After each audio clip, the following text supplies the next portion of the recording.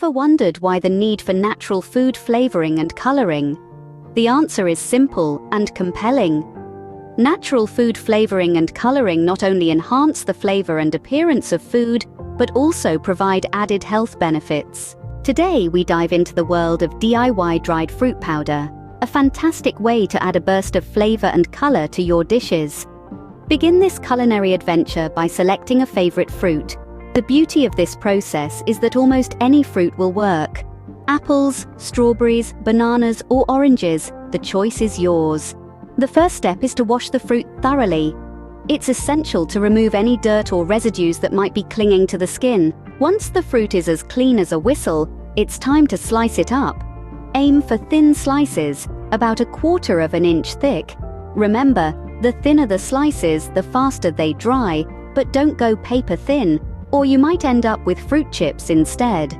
With the fruit sliced and ready, arrange them on a baking sheet. Make sure the slices don't overlap. Each piece needs its own space to dry properly.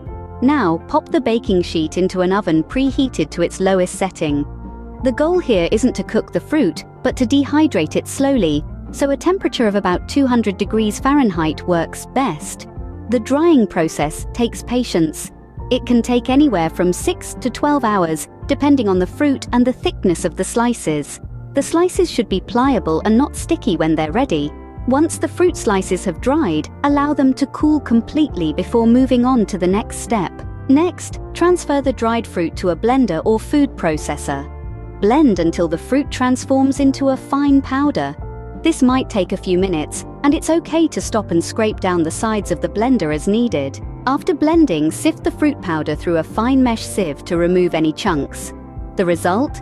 A vibrant, aromatic fruit powder ready to elevate any dish. Store the fruit powder in an airtight container and keep it in a cool, dry place.